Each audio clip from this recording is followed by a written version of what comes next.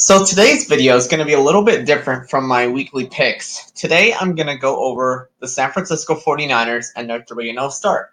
And a little bit of a disclaimer first of all, I want to let you all know, I'm sure you've guessed by now, I'm a 49er fan. But for this particular video, I'm not going to be homerish. I'm going to analyze the 49ers from an unbiased point of view. So here we go. I'm going to rank the 49ers at 3-0. I'm going to gauge the three things that needs to happen for them to keep the points I'm about to make. So here we go. 3-0 49ers. And the question here is, are they for real? Well, let's start with Jimmy Garoppolo.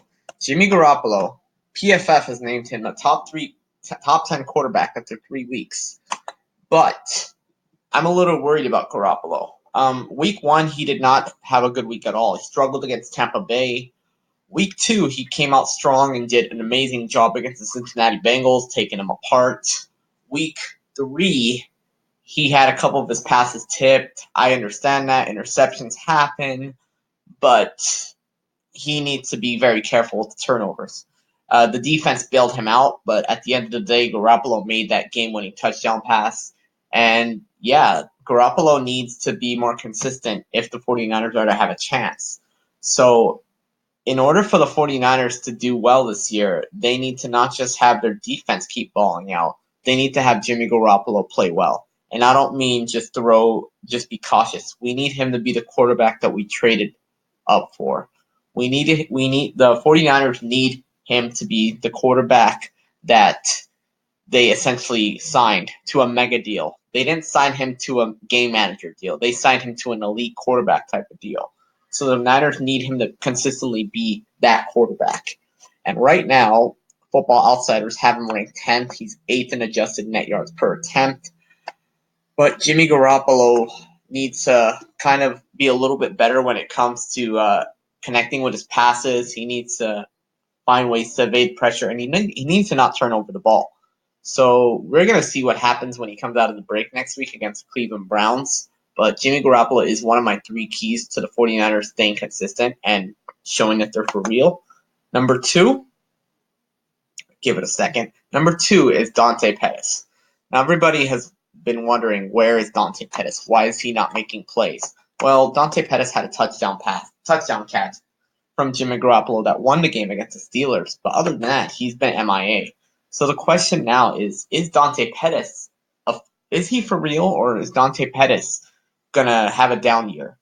I am a little on the fence with Dante Pettis because I still believe in him, but Dante Pettis has not shown me anything so far this year that can indicate that he's going to be a good player.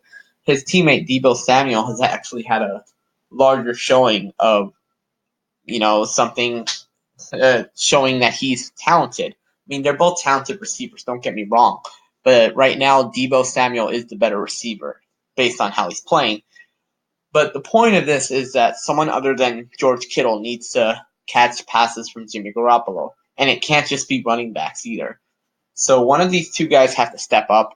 Pettis has to show that he is past his issues. He needs to run his routes better. He needs to get his hands in gear, and he needs to be able to catch the passes from Jimmy Garoppolo, and he needs to be a leader on that wide receiving core. That is key number 2 for the 49ers, and I think that's gonna determine how well they do the rest of the season. My third key, give me a second, is Jason Verrett. And the reason why I have Jason Verrett as the next key is because the 49ers just lost Ahkello Witherspoon for a few weeks. So they're going to need this gentleman to come in strong and play like he did in his early years when he actually could stay on the field. They need him to stay on the field, and they need him to show that he's not past his prime. They need Verrett to show that he can actually still do something, because that loss of Witherspoon for a few weeks is going to be very difficult to overcome. And the 49ers defense can only go as far as their pass rushers take them, and Richard Sherman cannot do all the work by himself. So Verrett's going to have to do what the 49ers signed him for. Essentially, at the end of the day, I think the 49ers are not for real just yet. I'm not gonna be a homer and say they are. I want to, but I need to see the 49ers put up a more consistent play on a weekly basis.